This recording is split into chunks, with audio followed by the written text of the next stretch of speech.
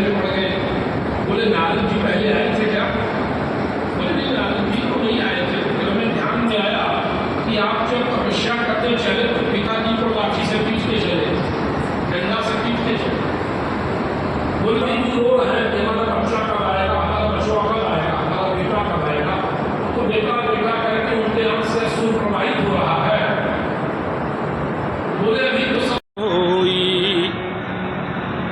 गुरु बिनु भाव निधि तरई न कोई, जो बिरंची शंकर सम होई।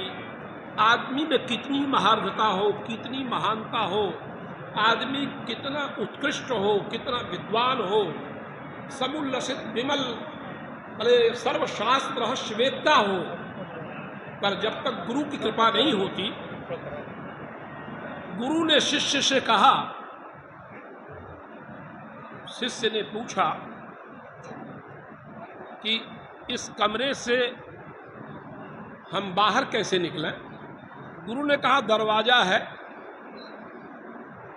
शिष्य ने कहा पर गुरुदेव समस्या यह है कि हम दोनों आंख के अंधे हैं, मेरे पास आंखें नहीं हैं। गुरु ने कहा दीवाल पकड़ के चलो, दरवाजा आएगा, तुम पार हो जाओगे, बाहर निकल जाओगे। शिष्य दरवाजा पकड़ के चलता रहा, पर जब दरवाजा आता था तो उसे खुजली उठती थी, खुजाने के चक्कर में आगे बढ़ जाता था, फिर वो दीवाल पकड़ लेता था।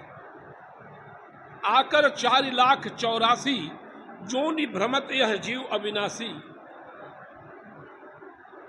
गुरु ने कहा कि बस दीवाल छोड़ना मत, पर जब दरवाजा आ जाए तो उसे खुजली उठे। हम साधना के पथ पर ज्ञान को जागृत बना करके प्रशस्त तो होते हैं, चलते हैं, परमात्मा को पाने का प्रयत्न तो करते हैं, पर जब हम साधना करते हैं तो विषय की ऐसी खुजली उठती है, वासना की, दुर्वासना की, दुर्गुणों की ऐसी खुजली उठती है कि हम उस दीवाल को, उस साधना की पद्धति को छोड़ देते हैं। और फिर वही है कि हमें दरवाजा से पार तो नहीं होते, बल्कि उसी में घूमते रहते हैं।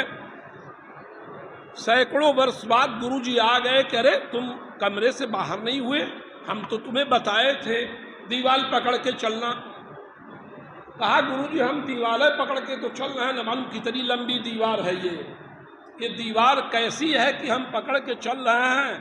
आज इतने वर्ष हो गया हमें दरवाजा मिला ही नहीं।